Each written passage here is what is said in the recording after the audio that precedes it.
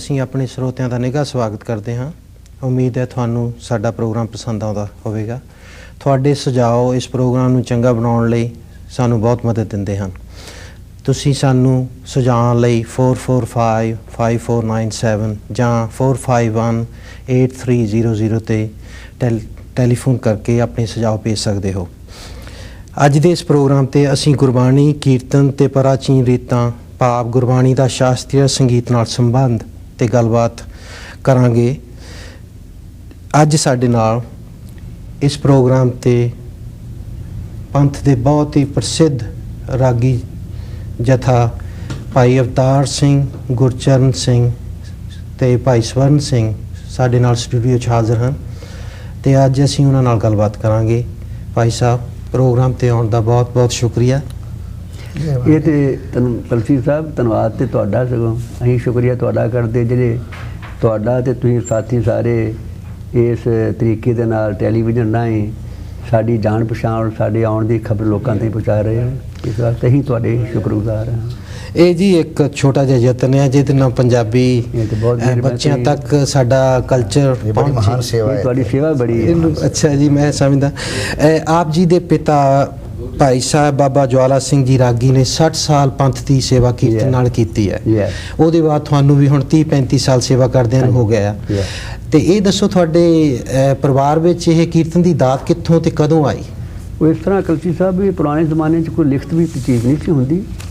ਜੋ ਕੁਝ ਸਾਨੂੰ ਪਿਤਾ ਜੀ ਪਾਸੋਂ ਇਨਫੋਰਮੇਸ਼ਨ ਮਿਲੀ ਹੈ ਉਸ ਤਰ੍ਹਾਂ ਵੀ ਪਿਤਾ ਜੀ ਦੱਸਿਆ ਕਰਦੇ ਸੀ ਵੀ ਸਾਡੇ ਖਾਨਦਾਨ ਵਿੱਚ ਤਕਰੀਬਨ 7-8 ਪੀੜ੍ਹੀਆਂ ਤੋਂ ਕੀਰਤਨ ਚੱਲਿਆ ਆਉਂਦਾ। 7-8 ਪੀੜ੍ਹੀਆਂ ਦਾ ਮਤਲਬ ਆ? ਹਾਂ, ਤਕਰੀਬਨ ਸਮਝੋ ਵੀ 300 ਸਾਲ ਹੋ ਗਿਆ। ਦਸਮ ਪਾਤਸ਼ਾਹ ਦੇ ਨਾਲ ਲੱਗਦਾ ਜਾਂ ਮਿਸਲਾਂ ਦੇ ਨਾਲ ਲੱਗ ਜਾਗੇ ਇਹ ਸਮਾਂ ਚਲਾ ਜਾਂਦਾ। ਬਹੁਤ ਪੁਰਾਤਨ ਹੈ ਜੀ, 300 ਸਾਲ। ਔਰ ਉਹਨਾਂ ਸਮਿਆਂ ਵਿੱਚ ਵਾਜੇ ਹਾਰਮੋਨੀਅਮ ਨਹੀਂ ਸੀ ਹੁੰਦੇ। ਅੱਛਾ ਜੀ। ਸਾਡੇ ਜਿਹੜੇ ਪਿਤਾ ਪਤਾਮਾ ਬਜ਼ੁਰਗ ਸਨ ਉਹ ਪਿਤਾ ਜੀ ਦੱਸਿਆ ਕਰਦੇ ਸੀ ਉਹ ਤਾਊਸ ਹਾਂਜੀ ਔਰ ਸਰੰਦੇ ਵਜਾ ਕੇ ਤੇ ਕੀਰਤਨ ਕਰਿਆ ਕਰਦੇ ਸਨ। ਅੱਛਾ। ਔਰ ਉਹ ਇਸੇ ਵਾਸਤੇ ਉਦੋਂ ਦੀਆਂ ਜਿਹੜੀਆਂ ਪ੍ਰਾਚੀਨ ਰੀਤਾਂ ਹਨ ਉਹ ਸੀਨੇ ਬਸੀਨੋਂ ਨਾਲ ਪਾਸੋਂ ਗਾਂ ਸਾਡੇ ਪਿਤਾ ਜੀ ਨੂੰ ਪ੍ਰਾਪਤ ਹੋਈਆਂ। ਅੱਛਾ ਜੀ। ਸਾਡੇ ਪਿਤਾ ਜੀ ਨੂੰ ਪਹਿਲਾਂ ਸਾਡੇ ਬਾਬਾ ਜੀ ਪਾਸੋਂ ਉਹਨਾਂ ਪਾਸੋਂ ਜਿੰਨੀ ਕੁ ਵਿਦਿਆ ਉਹਨਾਂ ਉੱਥੋਂ ਰੀਤਾਂ ਪ੍ਰਾਪਤ ਹੋਈਆਂ। ਅੱਛਾ, ਤੁਹਾਡੇ ਬਾਬਾ ਜੀ ਦਾ ਕੀ ਨਾਮ ਸੀ? ਬਾਬਾ ਦੇਵਾ ਸਿੰਘ ਸੀ। ਅੱਛਾ ਜੀ। ਤੇ ਉਹਨਾਂ ਤੋਂ ਬਾਅਦ ਉਹਨਾਂ ਦੇ ਇੱਕ ਹੋਰ ਗੁਰਭਾਈ ਸਨ। ਅੱਛਾ ਜੀ। ਬਾਬਾ ਸਰਦਾ ਸਿੰਘ ਜੀ। ਜੀ, ਨਾਮ ਬੜਾ ਮਸ਼ਹੂਰ ਹੈ। ਹਾਂਜੀ, ਬਾਬੇ ਸਰਦਾ ਸਿੰਘਾਂ ਪਾਸ ਫਿਰ ਪਿਤਾ ਜੀ ਨੂੰ ਛੱਡਿਆ। ਫਿਰ ਬਾਬੇ ਉਦੋਂ ਸਾਰੇ ਬਾਬਾ ਹੀ ਚੜ੍ਹਾਈ ਕਰ ਚੁੱਕੇ ਸਨ। ਬਾਬਾ ਸਰਦਾ ਸਿੰਘ ਜੀ ਨੇ ਫਿਰ ਇੱਕ ਹੋਰ ਬਹੁਤ ਵਿਦਵਾਨ, ਮਹਾਨ ਵਿਦਵਾਨ ਸੀ ਹਾਂਜੀ, ਅੰਮ੍ਰਿਤਸਰ ਹਰਿਮੰਦਰ ਸਾਹਿਬ ਦੇ ਕੀਰਤਨੀ ਹੈ। ਉਹਨਾਂ ਦਾ ਨਾਮ ਸੀ ਬਾਬਾ ਵਸਾਵਾ ਸਿੰਘ, ਦੂਜਾ ਨਾਮ ਉਹਨਾਂ ਦਾ ਬਾਬਾ ਰੰਗੀ ਰਾਮ ਸਿੰਘ ਸੀ। ਅੱਛਾ ਜੀ। ਫਿਰ ਕਿਉਂਕਿ ਪਿਤਾ ਜੀ ਨੂੰ ਐਸੀ ਕੁਦਰਤ ਵੱਲੋਂ ਐਸੀ ਬੁੱਧੀ ਯਾਦ ਸ਼ਕਤੀ ਪ੍ਰਾਪਤ ਸੀ ਵੀ ਉਹ ਹਰ ਇੱਕ ਚੀਜ਼ ਨੂੰ ਬੜੀ ਛੇਤੀ ਸਿੱਖ ਜਾਂਦੇ ਸੀ। ਇਸੇ ਵਾਸਤੇ ਉਹ ਇੰਨੀ ਵਿਦਿਆ ਸਿੱਖ ਸਕੇ। ਬਾਬਾ ਸਰਦਾ ਸਿੰਘ ਜੀ ਪਾਸ ਜਿੰਨੀਆਂ ਪੁਰਾਤਨ ਰੀਤਾਂ ਸਨ ਇਸ ਵੇਲੇ ਉਹਨਾਂ ਸਾਰੀਆਂ ਸਿਖਾਤੀਆਂ। ਫਿਰ ਉਹ ਉਹਨਾਂ ਨੂੰ ਲੈ ਕੇ, ਕਿਉਂਕਿ ਇਹ ਤੇ ਵਿਦਿਆ ਐਸੀ ਇਹਦਾ ਕੋਈ ਸਾਗਰ ਦਾ ਅੰਤ ਹੀ ਨਹੀਂ ਜੀ, ਇਹ ਤਾਂ ਸਮੁੰਦਰ ਗੁਰੂ ਗ੍ਰੰਥ ਸਾਹਿਬ ਸਾਰਾ ਹੀ ਹੋ ਗਿਆ ਪੁਰਾਤਨ ਰੀਤਾਂ ਗਾਈਆਂ ਗਈਆਂ ਸੀ। ਇਸ ਵਾਸਤੇ ਫਿਰ ਉਹ ਬਾਬਾ ਵਸਾਵਾ ਸਿੰਘ, ਬਾਬਾ ਰੰਗੀ ਰਾਮ ਸੋਨਾ ਪਾਸ ਪਿਤਾ ਜੀ ਲੈ ਗਏ। ਫਿਰ ਤੀਜੇ ਉਸਤਾਦ ਪਿਤਾ ਜੀ ਦੇ ਉਹ ਸਨ ਜਿਨ੍ਹਾਂ ਪਾਸੋਂ ਪਿਤਾ ਜੀ ਨੇ ਵਿਦਿਆ ਸਿੱਖੀ। ਔਰ ਵਿਦਿਆ ਵੀ ਉਸ ਵਿੱਚ ਸਿੱਖੀ ਤਾਊਸ ਵਜਾ ਕੇ ਜਾਂ ਹੱਥੀਂ ਤਾਰ ਲਾ ਕੇ ਜ਼ਬਾਨੀ ਸਾਰੀਆਂ ਰੀਤਾਂ ਗਾਇਨ ਕਰਨ ਦਾ ਅਭਿਆਸ ਕੀਤਾ ਸੀ। ਉਹਨਾਂ ਪਾਸੋਂ ਪਿਤਾ ਜੀ ਪਾਸੋਂ ਸਾਨੂੰ ਫਿਰ ਬਖਸ਼ਿਸ਼ ਹੋਈ ਹੈ। ਅੱਛਾ ਜੀ। ਆਪਣੇ ਸੰਗੀਤ ਤਾਂ ਜੀ ਇੱਕ ਬਹੁਤ ਕਠਿਨ ਤਪੱਸਿਆ ਆ। ਪਿਛਲੇ ਜ਼ਮਾਨੇ 'ਚ ਵੈਸੇ ਰਾਗ ਵਿਦਿਆ ਖਾਨ ਸਾਹਿਬਾਂ ਤੋਂ ਲੈਣੀ ਇੱਕ ਬੜੀ ਮੁਸ਼ਕਿਲ ਜਿਹੀ ਚੀਜ਼ ਸੀ, ਪਰ ਤੁਹਾਡੇ ਤਾਂ ਘਰ ਵਿੱਚ ਹੀ ਗੰਗਾ ਵਹਿੰਦੀ ਸੀ। ਤੁਸੀਂ ਆਪਣੇ ਪਿਤਾ ਜੀ ਤੋਂ ਕਿਸ ਤਰ੍ਹਾਂ ਸੰਗੀਤ ਦੀ ਵਿਦਿਆ ਲਈ ਔਰ ਇਹ ਯਾਦ ਕਰਨੀਆਂ ਜਦ ਕਿ ਉਦੋਂ ਟੇਪ ਰਿਕਾਰਡਰ ਨਾ ਸੀ ਹੁੰਦੇ, ਇਹ ਚੀਜ਼ਾਂ ਕਿੱਦਾਂ ਤੁਸੀਂ ਯਾਦ ਰੱਖੀਆਂ? ਪਿਤਾ ਜੀ ਨੇ ਜਦੋਂ ਮੈਂ 10 ਸਾਲ ਦਾ ਸੀ ਨਾ, ਉਦੋਂ ਮੈਨੂੰ ਸਭ ਤੋਂ ਪਹਿਲੇ ਤਾਊਸ ਸ਼ੁਰੂ ਕਰਵਾਇਆ। ਅੱਛਾ, ਤਾਊਸ ਦੀ ਹੱਥ ਰਖਵਾਇਆ ਤੇ ਸੰਥਿਆ ਜੋ ਕਰਵਾਉਂਦੇ ਸੀ। ਅੱਛਾ, ਮੈਂ ਇੱਥੇ ਉਹਨਾਂ ਸੰਥਿਆ, ਮੈਨੂੰ ਉਸ ਚੀਜ਼ ਦਾ ਨਹੀਂ ਪਤਾ। ਸਬਕ ਕਹਿ ਦਿਓ। ਸਬਕ ਨੂੰ। ਅੱਛਾ, ਉਹਨਾਂ ਦਾ ਸਬਕ ਸਿਖਾਉਣ ਦਾ, ਸੰਥਿਆ ਦੇਣ ਦਾ ਢੰਗ ਵੱਖਰਾ ਸੀ। ਅੱਛਾ। ਤਾਊਸ ਵੀ ਸ਼ੁਰੂ ਕਰਵਾਇਆ, ਮੈਂ ਤਾਊਸ ਦਾ ਅਭਿਆਸ ਵੀ ਕਰਦਾ ਸੀ। ਜਦੋਂ ਸਬਕ ਦਿੰਦੇ ਸੀ ਉਦੋਂ ਪਹਿਲੇ ਸਰਗਮ, ਜਿਹੜਾ ਰਾਗ ਸ਼ੁਰੂ ਕਰਵਾਉਣਾ ਉਹਦੀ ਪਹਿਲੇ ਸਰਗਮ। ਅੱਛਾ। ਸਰਗਮ ਠਾ ਦੁਗਣ ਤਿਗਣ ਸਰਗਮ ਵਿੱਚ ਸਰਗਮ ਵਿੱਚ। ਅੱਛਾ ਤਾਲ ਠਾ 'ਚ ਲੱਗਦਾ ਰਹਿਣਾ, ਫਿਰ ਉਹਦੀ ਦੁਗਣ ਹੋਣੀ, ਅੱਛਾ ਤਾਲ ਉਸੇ ਲੈ 'ਚ ਲੱਗਦਾ ਰਹਿਣਾ। ਅੱਛਾ ਇਸ ਤਰ੍ਹਾਂ ਸਰਗਮ ਸਿਖਾ ਕੇ ਉਸ ਤੋਂ ਬਾਅਦ ਫਿਰ ਰੀਤ ਸ਼ੁਰੂ ਕਰਵਾਉਣੀ। ਅੱਛਾ ਜਿੰਨੀਆਂ ਵੀ ਪਿਤਾ ਜੀ ਨੇ ਬਖਸ਼ਿਸ਼ ਕੀਤੀ, ਜੋ ਵੀ ਰੀਤਾਂ ਸਿੱਖੀਆਂ ਉਹਨਾਂ ਪਾਸੋਂ, ਉਹਨਾਂ ਨੇ ਬਗੈਰ ਸਾਜ਼ ਤੋਂ ਹੀ ਸਿਖਾ ਲਈਆਂ। ਆਪ ਵੀ ਤਾਰ ਲਾਉਣਾ ਤੇ ਸਾਡੇ ਪਾਸੋਂ ਵੀ ਤਾਰ ਲਵਾਉਣਾ ਬੜੀ ਔਖੀ ਇਸ ਜਿਹੀ ਗੱਲ ਹੈ ਹੈਂ? ਬਸ ਇਹ ਗੁਰੂ ਸਾਹਿਬ ਨੇ ਕਿਰਪਾ ਕੀਤੀ ਤੇ ਬਜ਼ੁਰਗਾਂ ਦੀ ਮਿਹਰਬਾਨੀ, ਅੱਜ ਉਹਨਾਂ ਨੇ ਕੱਲ੍ਹ- ਇਸ ਢੰਗ ਨਾਲ ਮਿਹਨਤ ਕਰਵਾਈ। ਹਾਂਜੀ ਤਾਨਪੂਰਾ ਵੀ ਨਹੀਂ, ਕੋਈ ਚੀਜ਼ ਨਹੀਂ ਨਹੀਂ, ਹੈ। ਕੋਈ ਚੀਜ਼ ਅੱਛਾ ਜੀ, ਆ ਤਾਂ ਬਹੁਤ। ਤਾਂ ਉਸ ਮੈਂ ਕੋਈ ਤਕਰੀਬਨ 9-10 ਸਾਲ ਪਿਤਾ ਜੀ ਨਾਲ ਵਜਾਇਆ। ਅੱਛਾ ਇਹ ਤਾਊਸ ਜਿਹੜਾ ਹੈ ਗਾਜ਼ ਵਾਲਾ ਸਾਜ਼ ਹੈ ਜੀ? ਗਜ਼ ਵਾਲਾ ਸਾਜ਼ ਹੈ ਹਾਂਜੀ। ਔਰ ਇਹ ਇਜਾਦ ਕੀਤਾ ਜੀ ਗੁਰੂ ਹਰਗੋਬਿੰਦ ਸਾਹਿਬ ਨੇ। ਅੱਛਾ ਜੀ ਸਰੰਦਾ ਗੁਰੂ ਅਰਜਨ ਸਾਹਿਬ ਵਜਾਉਂਦੇ ਸਨ, ਹਾਂਜੀ ਤੇ ਇਹ 6ਵੀਂ ਪਾਤਸ਼ਾਹੀ ਨੇ ਤਾਂ ਉਸ ਇਜਾਦ ਕੀਤਾ ਸੀ। ਅੱਛਾ ਜੀ ਪਿਤਾ ਜੀ ਵੀ ਤਾਂ ਉਸ ਵਜਾਉਂਦੇ ਸਨ, ਅੱਛਾ। ਤੇ ਇਸ ਤਰ੍ਹਾਂ ਮੈਂ ਜੀ। ਵਿਦਿਆ ਪ੍ਰਾਪਤ ਕੀਤੀ। ਵੈਸੇ ਤਾਲ ਵੀ ਆਪਣੀ ਗਾਇਕੀ ਦਾ, ਸੰਗੀਤ ਦਾ ਇੱਕ ਬਹੁਤ ਬੜਾ ਅੰਗ ਹੈ। ਤੁਹਾਡੇ ਨਾਲ ਭਾਈ ਸਵਰਨ ਸਿੰਘ ਜੀ ਬਹੁਤ ਦੇਰ ਤੋਂ ਤਬਲਾ ਵਜਾ ਰਿਹਾ ਹੈ। ਭਾਈ ਸਾਹਿਬ ਆਪ ਦਾ ਇਹਨਾਂ ਨਾਲ ਭਾਈ ਅਵਤਾਰ ਸਿੰਘ, ਭਾਈ ਗੁਰਚਰਨ ਸਿੰਘ ਉਹਨਾਂ ਦਾ ਨਾਲ ਕਦੋਂ ਤੋਂ ਸੰਬੰਧ ਹੈ? ਮੈਂ ਜੀ ਕਰੀਬਨ ਉਸ ਵੇਲੇ 8 ਸਾਲ ਦਾ ਸੀ ਜਦੋਂ ਬਾਪੂ ਜੀ ਪਾਸੋਂ ਸਿੱਖਣਾ ਸ਼ੁਰੂ ਕੀਤਾ, ਤੇ ਕੁਝ ਸੇਵਾ ਕਰੀਬ 5-6 ਸਾਲ ਬਾਪੂ ਜੀ ਦੇ ਕੋਲ ਹੀ ਸੇਵਾ ਕੀਤੀ। ਅੱਛਾ ਫਿਰ ਚਾਚਾ ਜੀ ਕੋਲੋਂ ਸਮਝ ਹੋ ਗਏ ਨੇ 30 ਸਾਲ। ਅੱਛਾ ਜੀ। ਤੁਹਾਡਾ ਠੇਕੇ ਦਾ, ਤੁਹਾਡਾ ਹੱਥ ਜਿਹੜਾ ਹੈ ਠੇਕੇ ਤੇ ਬਹੁਤ ਹੀ ਸੁਥਰਾ ਸਾਫ਼, ਤੇ ਮੈਂ ਸਮਝਦਾ ਬਿਠਾ ਕੇ ਠੇਕਾ ਲਾਉਣਾ ਬਹੁਤ ਅੱਛਾ ਹੁੰਦਾ ਹੈ। ਔਰ ਅਸੀਂ ਇੱਥੇ ਆਉਂਦੇ ਰਹਿੰਦੇ ਆ ਬਹੁਤ ਇਹ ਸਾਰੀ ਇਹਨਾਂ ਦੀ ਕਿਰਪਾ ਹੈ। ਅੱਛਾ ਭਾਈ ਸਾਹਿਬ, ਆਪਣੇ ਗੁਰੂ ਗ੍ਰੰਥ ਸਾਹਿਬ ਰਾਗਾਂ ਦੇ ਵਿੱਚ ਰਚਿਆ ਹੋਇਆ ਸਾਰਾ ਹੈ। ਜੀ ਤੇ ਕੀ ਤੁਸੀਂ ਵਿਸਤਾਰ ਨਾਲ ਦੱਸੋਗੇ ਇਹਦੇ ਵਿੱਚ ਰਾਗ ਰਾਗਣੀਆਂ ਕਿਸ ਤਰ੍ਹਾਂ ਗੁਰੂ ਜੀ ਨੇ ਇਹਦੀਆਂ ਬੰਦਸ਼ਾਂ ਕੀਤੀਆਂ? ਇਸ ਤਰ੍ਹਾਂ ਕਲਸੀ ਸਾਹਿਬ ਬੇਨਤੀ ਵੀ ਜਿਹੜਾ ਰਚਿਆ ਹੀ ਨਹੀਂ, ਗੁਰੂ ਸਾਹਿਬ ਆਪ ਰਾਗਾਂ ਵਿੱਚ ਬਹੁਤ ਨਿਪੁੰਨ ਸਨ। ਉਹ ਆਪ ਸਰਵ ਸ਼ਕਤੀਮਾਨ ਸਨ। ਉਹਨਾਂ ਖੁਦ ਇਹ ਰਾਗ ਆਪ ਗਾਇਨ ਕੀਤੇ ਹਨ। ਅੱਛਾ ਮਰਦਾਨੇ ਨੂੰ ਕਿਹਾ ਕਰਦੇ ਸੀ, ਮਰਦਾਨੇ ਰਬਾਬ ਵਜਾ ਬਾਣੀ ਆਈ ਹੈ। ਮਰਦਾਨਾ ਰਬਾਬ ਵਜਾਉਂਦਾ ਸੀ ਹਾਂਜੀ। ਤੇ ਸਤਿਗੁਰੂ ਗੁਰੂ ਨਾਨਕ ਸਾਹਿਬ ਸ਼ਬਦ ਗਾਇਨ ਕਰਦੇ ਸੀ। ਹਾਂਜੀ। ਮਰਦਾਨਾ ਉਹਨਾਂ ਦੇ ਨਾਲ ਮਿਲ ਕੇ ਗਾਇਨ ਕਰਦਾ ਸੀ। ਜੋ ਟਿਊਨਾਂ ਦੀ ਬੰਦਿਸ਼ ਹੈ ਉਹ ਗਾਇਨ ਸਤਿਗੁਰੂ ਗੁਰੂ ਨਾਨਕ ਸਾਹਿਬ ਆਪ ਕਰਿਆ ਕਰਦੇ ਸਨ। ਵਾਕੋ ਜੇ ਉਹਨਾਂ ਨੇ ਸ੍ਰੀ ਰਾਗ ਮਹੱਲਾ ਪਹਿਲਾ ਆਖਿਆ ਹੈ, ਹਾਂਜੀ। ਤੇ ਇਹਦਾ ਮਤਲਬ ਇਹ ਨਹੀਂ ਵੀ ਉਹਨਾਂ ਨੇ ਕਹਿ ਦਿੱਤਾ ਹੈ, ਉਹਨਾਂ ਖੁਦ ਸ੍ਰੀ ਰਾਗ ਵਿੱਚ ਉਹ ਸ਼ਬਦ ਗਾਵੇ ਹੈ। ਉਚਾਰਿਆ। ਹਾਂਜੀ ਇਸ ਵਾਸਤੇ ਜਿੰਨਾ ਵੀ ਗੁਰੂ ਗ੍ਰੰਥ ਸਾਹਿਬ ਹੈ, ਸਾਰਾ ਹੀ ਗੁਰੂ ਗ੍ਰੰਥ ਸਾਹਿਬ ਸਤਿਗੁਰੂਆਂ ਨੇ ਆਪ ਗਾਇਨ ਕੀਤਾ ਹੈ। ਅੱਛਾ ਉਸ ਵੇਲੇ ਤੇ ਹੈਗਾ ਸੀ ਇਹ ਰਬਾਬ ਦਾ ਰਿਵਾਜ। ਹਾਂਜੀ ਹਾਂ ਮਰਦਾਨਾ ਪੰਜਵੀਂ ਰਬਾਬੀ। ਪਾਤਸ਼ਾਹੀ ਨੇ ਫਿਰ ਇਹ ਸਰੰਦਾ ਇਜਾਦ ਕੀਤਾ, ਜਿਸ ਤਰ੍ਹਾਂ ਤੁਸੀਂ ਸੁਣ ਚੁੱਕੇ ਹੋ ਵੀ। ਜੀ। 6ਵੀਂ ਪਾਤਸ਼ਾਹੀ ਨੇ ਫਿਰ ਇਹ ਤਾਊਸ ਇਜਾਦ ਕੀਤਾ। ਇਹਦਾ ਮਤਲਬ ਹੈ ਤੇ- ਸਿੱਖੀਜ਼ਮ ਦੇ ਵਿੱਚ ਸਾਜ਼ ਵੀ ਸੰਗੀਤ ਨੂੰ ਬੜੀ ਪਹਿਲ ਦਿੱਤੀ ਹੈ ਗੁਰੂ ਨਾਨਕ ਸਾਹਿਬ ਨੇ, ਕਿਉਂਕਿ ਸੰਗੀਤ ਪੁਰਾਣੇ ਜ਼ਮਾਨੇ ਵਿੱਚ ਸੰਗੀਤ ਨੂੰ ਕੇਵਲ ਇਸ਼ਕ ਮਜਾਜ਼ੀ ਦੇ ਗੀਤ ਗਾਉਣ ਦਾ ਇੱਕ ਤਰੀਕਾ ਮੰਨ ਲਿਆ ਸੀ ਲੋਕਾਂ ਨੇ, ਜਾਂ ਮਨ ਪਰਚਾਵੇ ਦਾ ਸਾਧਨ ਮੰਨਿਆ ਸੀ।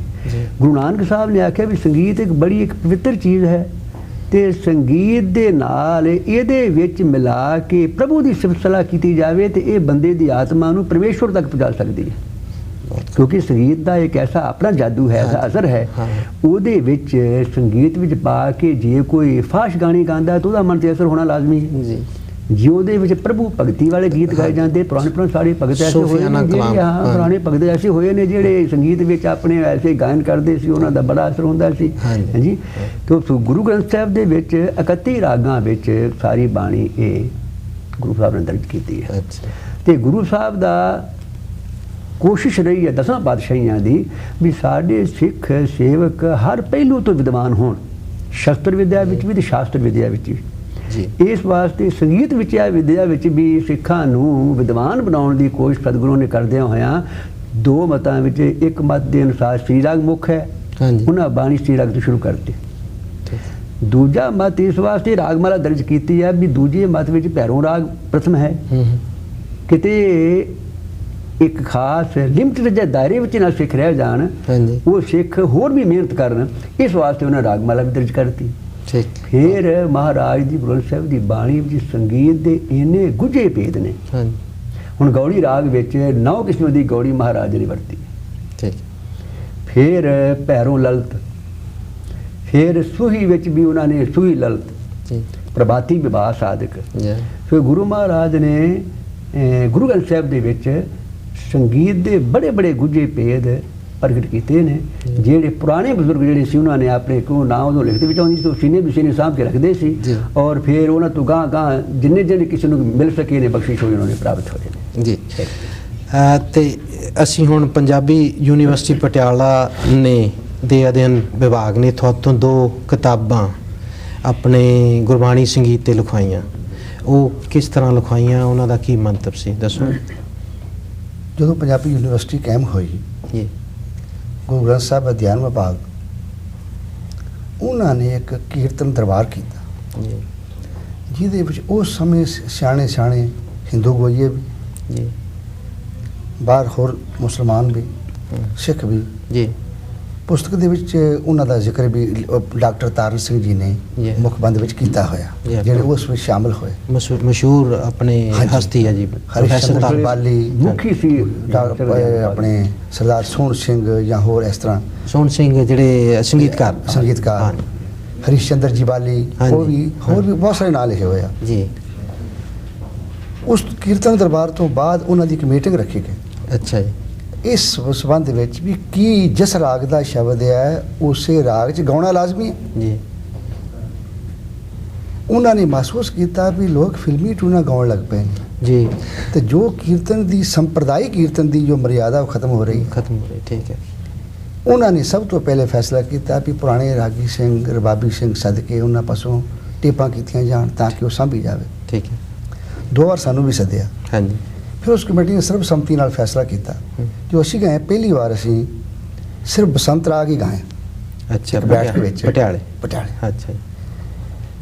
ਔਰ ਐਸੀਆਂ ਰੀਤਾਂ ਨੇ ਗੁਰੂ ਅਰਜਨ ਸਾਹਿਬ ਪਿਤਾ ਜੀ ਦੱਸਦੇ ਹੁੰਦੇ ਸੀ ਵੀ ਗੁਰੂ ਅਰਜਨ ਸਾਹਿਬ ਸਰੰਦਾ ਵਜਾ ਕੇ ਆਪ ਇਸ ਤਰ੍ਹਾਂ ਗਾਉਂਦੇ ਸੀ, ਉਹ ਬਸੰਤ ਸੰਗੀਤਾਂ ਵਿੱਚ ਨਹੀਂ, ਨਹੀਂ। ਅੱਛਾ ਪੂਰਬੀ ਅੰਗ ਦਾ ਜ਼ਿਆਦਾ ਹੈ। ਅੱਛਾ ਜੀ। ਉਹ ਰੀਤਾਂ ਬਹੁਤ ਜ਼ਿਆਦਾ ਇਸ ਪੁਸਤਕ ਦੇ ਵਿੱਚ ਲਿਖੀਆਂ ਹੋਈਆਂ। ਅੱਛਾ ਜੀ। ਪਹਿਲੀ ਬੈਠਕ ਵਿੱਚ ਅਸੀਂ ਬਸੰਤ ਰਾਗ ਗਾਇਆ, ਹਮ, ਜਾਂ ਦੂਸਰੀ ਵਾਰ ਨੂੰ ਸਾਨੂੰ ਸੱਦਿਆ ਤੇ ਫਿਰ ਉਸ ਬੈਠਕ ਵਿੱਚ ਕਾਨੜਾ ਹੀ ਗਾਇਆ, ਅੱਛਾ।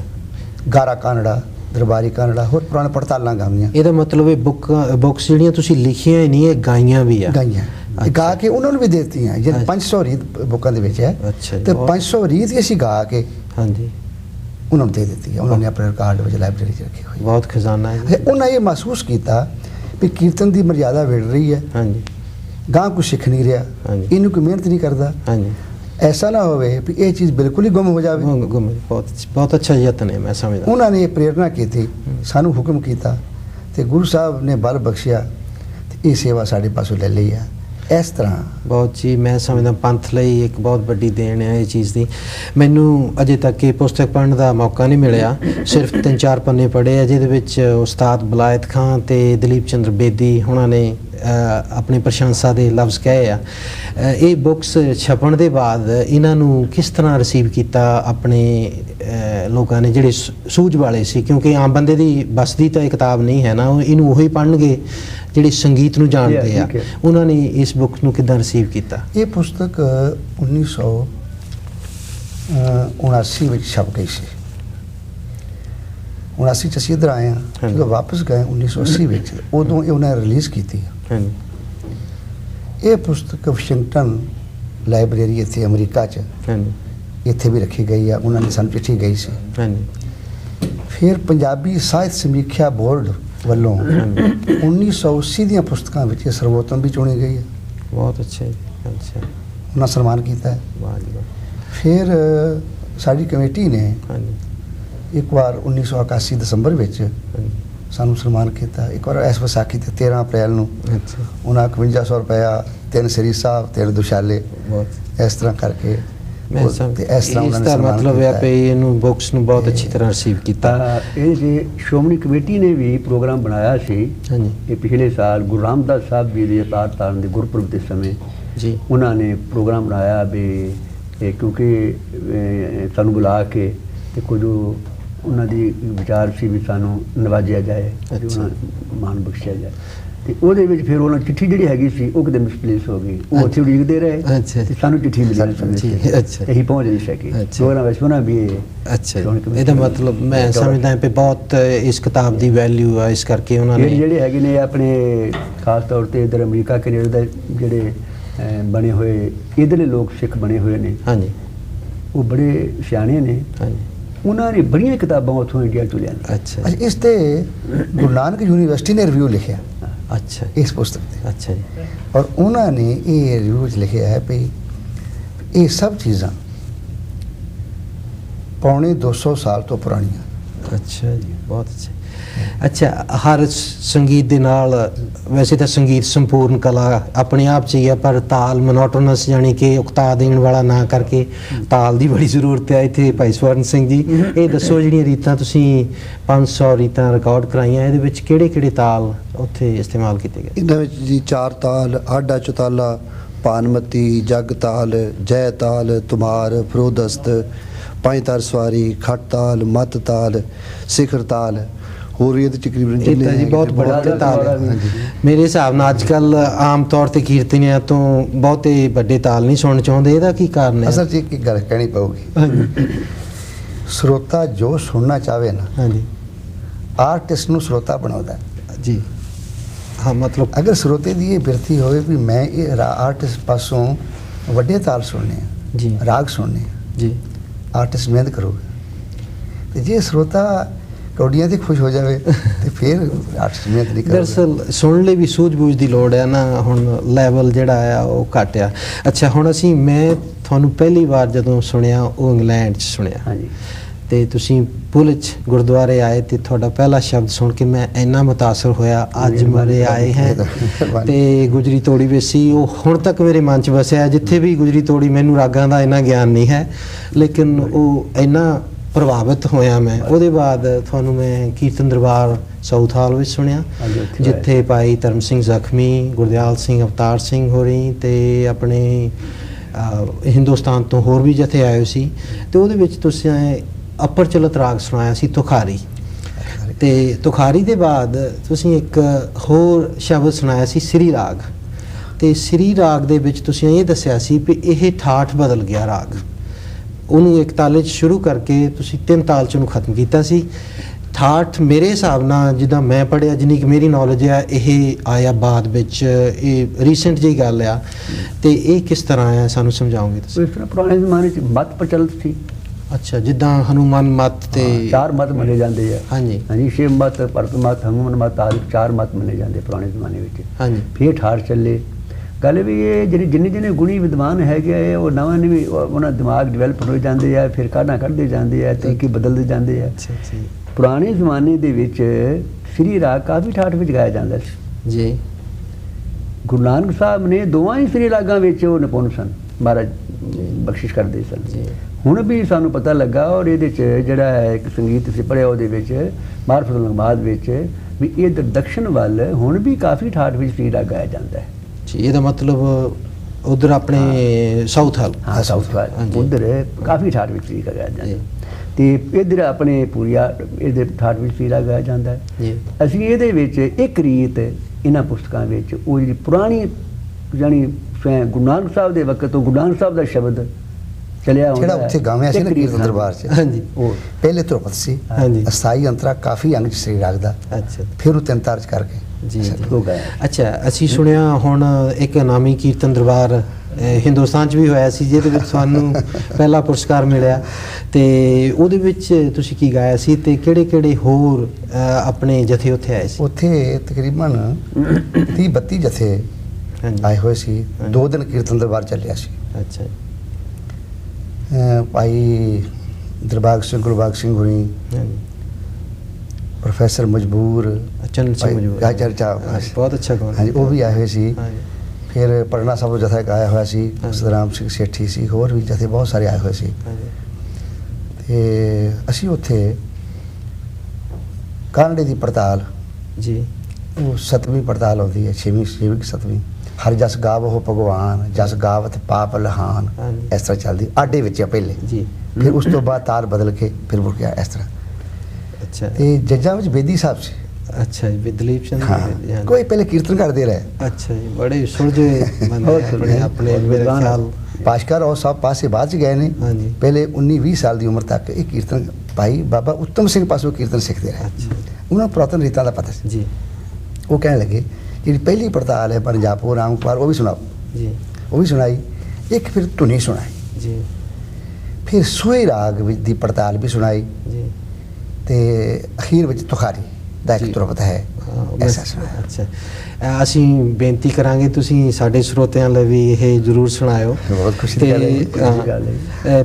ਭਾਰਤ ਦੀ ਪੁਰਾਣੀ ਜਿਹੜੀ ਗਾਇਕੀ ਅੰਗ ਆ ਉਹ ਤੁਰਪਤ ਅੰਗ ਮੰਨਿਆ ਜਾਂਦਾ ਤੇ ਅੱਜ ਕੱਲ ਖਿਆਲ ਗਾਇਕੀ ਠੁਮਰੀ ਦਾਦਰਾ ਗਾਏ ਜਾਂਦੇ ਆ। ਇਹਦੇ ਨਾਲ ਕੀ ਆਪਣੀ ਗੁਰਬਾਣੀ ਸੰਗੀਤ ਤੇ ਕੁਛ ਅਸਰ ਪਿਆ? ਇਸ ਤਰ੍ਹਾਂ ਜੀ ਗੁਰਬਾਣੀ ਕੀਰਤਨ ਜੋ ਪੁਰਾਤਨ ਸੰਗੀਤ ਹੈ ਨਾ ਹਾਂਜੀ ਇਹਦੀ ਸ਼ੈਲੀ ਵੱਖਰੀ ਹੈ, ਜੀ ਖਿਆਲ ਦੀ ਸ਼ੈਲੀ ਵੱਖਰੀ ਹੈ। ਜੀ ਉਹ ਆਪਣੇ ਥਾਂ ਮੁਕੰਮਲ ਹੈ, ਉਹ ਆਪਣੇ ਥਾਂ ਮੁਕੰਮਲ ਹੈ। ਅੱਛਾ ਖਿਆਲ ਵੀ ਮਿਹਨਤ ਮੰਗਦਾ ਹੈ ਜੀ ਤੇ ਗੁਰਬਾਣੀ ਦਾ ਕੀਰਤਨ ਉਸ ਸ਼ੈਲੀ ਵਿੱਚ ਉਹ ਵੀ ਮਿਹਨਤ ਮੰਗਦਾ ਹੈ। ਜੀ ਇੱਕ ਦੂਜੇ ਤੇ ਅਸਰ ਤੇ ਮਾਮੂਲੀ ਅਸਰ ਤੇ ਹੁੰਦਾ ਹੀ ਹੈ, ਜੀ। ਐਸੀ ਗੱਲ ਨਹੀਂ ਹੈ ਜੀ, ਪਰ ਐਸਾ ਕੋਈ ਖਾਸ ਅਸਰ ਨਹੀਂ। ਖਿਆਲ ਗਾਇਕ ਦਾ ਐਸਾ ਅਸਰ ਨਹੀਂ। ਅੱਛਾ ਜੀ ਅਸਰ ਹੈ ਤੇ ਫਿਲਮੀ ਟਿਊਨਾਂ ਦਾ ਹੋ ਸਕਦਾ ਹੈ। ਠੀਕ ਹੈ। ਇਹਨਾਂ ਨੇ ਵੈਸੇ ਕੀਰਤਨ ਤੇ ਬਹੁਤ ਅਸਰ ਪਾਇਆ। ਅਸੀਂ ਸਮਝਦੇ ਹਾਂ ਵੀ ਦੇਖੋ ਤੁਸੀਂ ਬਹੁਤ ਅੱਛੀਆਂ ਪੁਸਤਕਾਂ ਲਿਖੀਆਂ ਆ ਇਹਦੇ ਵਿੱਚ। ਗੁਰੂ ਸਾਹਿਬ ਨੇ ਮਿਹਰ ਕੀਤੀ ਹੈ। ਹਾਂਜੀ, ਇਹ ਆਪਣੇ ਮੈਂ ਵਾਸਤੇ। ਸਮਝਦਾ ਹਾਂ ਵੀ ਜਿਹੜੇ ਸਾਡੇ ਪੰਥ ਤੇ ਆਉਣ ਵਾਲੇ ਕੀਰਤਨੀਏ ਇਹ ਤੋਂ ਲਾਭ ਉਠਾਉਣਗੇ ਔਰ ਸਾਡਾ ਸਮਾਂ ਸਮਾਪਤ ਹੋ ਰਿਹਾ। ਅਸੀਂ ਤੁਹਾਨੂੰ ਟੋਰਾਂਟੋ ਜੀ ਆਇਆਂ ਕਹਿੰਦੇ ਆ ਔਰ ਇਹ ਕਹਿੰਦੇ ਵੀ ਤੁਹਾਡਾ ਜਿਹੜਾ ਸਫ਼ਰ ਹੈ ਚੰਗਾ ਲੱਗੇ ਔਰ ਤੁਹਾਤੋਂ ਅਸੀਂ ਬਹੁਤ ਚੰਗੀਆਂ ਚੀਜ਼ਾਂ ਸੁਣੀਏ। ਬਹੁਤ ਬਹੁਤ ਧੰਨਵਾਦ ਹੈ। ਇਹ ਬੁੱਕਸ ਆਉਣ ਵਾਲੇ ਕੀਰਤਨੀਆਂ ਲਈ ਸੱਚੀ ਚਾਨਣ ਮੁਨਾਰੇ ਦਾ ਕੰਮ ਦੇਣਗੇ ਔਰ ਇੱਕ ਵਾਰੀ ਫੇਰ ਮੈਂ ਤੁਹਾਡਾ ਇੱਥੇ ਆਉਣ ਦਾ ਬਹੁਤ ਧੰਨਵਾਦ ਸ਼ੁਕਰੀਆ, ਕਰਦਾ। ਬਹੁਤ ਮਿਹਰਬਾਨੀ। ਬਹੁਤ ਖੁਸ਼ੀ ਹੋਈ ਮਿਲ ਕੇ। ਬਹੁਤ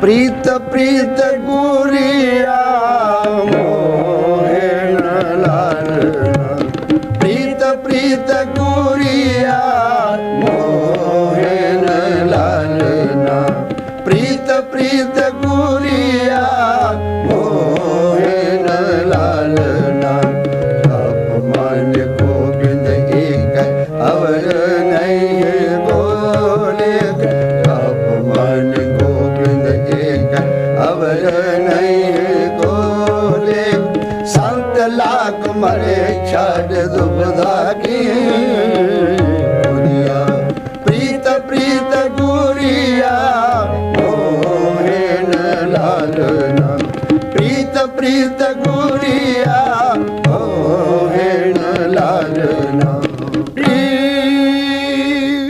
ਇਹ ਰੀਤ ਸੈਂਕੜੇ ਬਰਸ ਪੁਰਾਣੀ ਰੀਤ ਹੈ ਤੇ ਅਪਰਚਲਿਤ ਰਾਗ ਅੱਜ ਕੱਲ੍ਹ ਸੂਹੀ ਰਾਗ ਘੱਟ ਗਾਇਆ ਜਾਂਦਾ ਹੈ। ਸੂਹੀ ਰਾਗ ਵਿੱਚ ਇਸ ਦਾ ਸਿਰਲੇਖ ਪੜਤਾਲ ਕਰਕੇ ਗੁਰੂ ਗ੍ਰੰਥ ਸਾਹਿਬ ਦੀ ਬਾਣੀ ਚਾਹੁੰਦਾ ਹੈ। ਇਸ ਨੂੰ ਗਾਉਣ ਤੋਂ ਪਹਿਲਾਂ ਇਹਦਾ ਪਾਠ ਸਰੋਤਿਆਂ ਦੀ ਗਿਆਤ ਵਾਸਤੇ ਮੈਂ ਕਰ ਦਿੰਦਾ ਹਾਂ। ਪਾਠ ਹੈ ਅਸਥਾਈ ਪ੍ਰੀਤ ਪ੍ਰੀਤ ਗੁਰੀਆ ਮੋਹਨ ਲਾਲਨਾ, ਜਪ ਮਨ ਗੋਬਿੰਦ ਏਕੈ ਅਵਰ ਨਹੀਂ ਕੋ ਲੇਖੈ, ਸੰਤ ਲਾਗ ਮਨੇ ਛਾੜ ਦੁਬਦਾ ਕੀ ਕੁਰੀਆ। ਪਹਿਲਾ ਅੰਤਰਾ ਹੈ ਨਿਰਗੁਣ ਹਰੀਆ ਸਰਗੁਣ ਧਰੀਆ, ਅਨਕ ਕੁਠਰੀਆ ਪਿੰਨ ਪਿੰਨ ਪਿੰਨ ਪਿੰਨ ਕਰੀਆ, ਵਿੱਚ ਮਨ ਕੋਟ ਵਰੀਆ, ਨਿਜ ਮੰਦਰ ਪਿਰੀਆ ਤਹ ਆਨੰਦ ਕਰੀਆ, ਨਹਿ ਮਰੀਆ ਨਹਿ ਜਰੀਆ। ਦੂਸਰਾ ਅੰਤਰਾ ਹੈ ਕੀਰਤਨ ਜੁਰੀਆ ਬਹੁ ਫਿਰੀਆ, ਪਰ ਕੋ ਹਿਰੀਆ ਬਿਖਨਾ ਕਿਰੀਆ, ਅਬ ਸਾਧੂ ਸੰਗ ਪਰੀਆ, ਦਰਸ਼ਨ ਕਰੀਆ ਨਾਨਕ ਗੁਰ ਮਿਰੀਆ, ਬਹੁਰ ਨ ਫਿਰੀਆ। ਇਹ ਪਾਠ ਹੈ। ਹੁਣ ਇਸ ਦਾ ਜੋ ਇੱਕ ਬਹੁਤ ਪੁਰਾਤਨ ਰੀਤ ਹੈ ਉਹ ਆਪ ਦੀ ਸੇਵਾ ਵਿੱਚ ਭੇਟ ਹੈ। ਅਸਥਾਈ ਪੰਜ ਤਾਰ ਦੀ ਸਵਾਰੀ ਵਿੱਚ ਹੈ।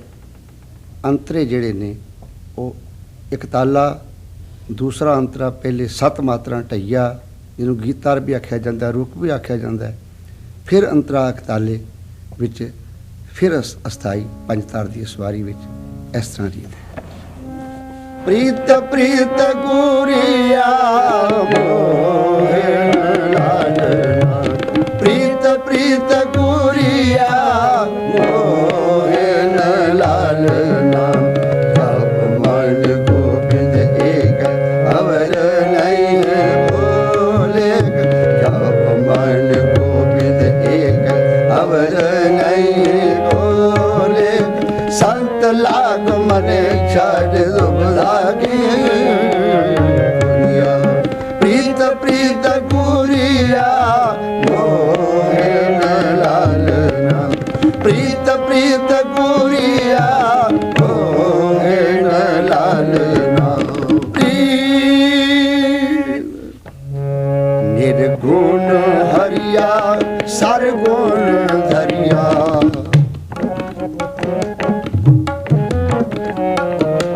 निर्गुण हरिया सरगुण धरिया अनेक कुठरिया।